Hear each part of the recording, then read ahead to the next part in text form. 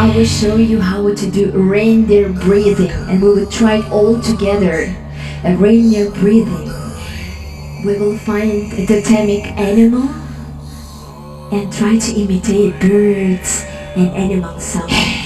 With this sound, relax your throat, but feel it at the same time.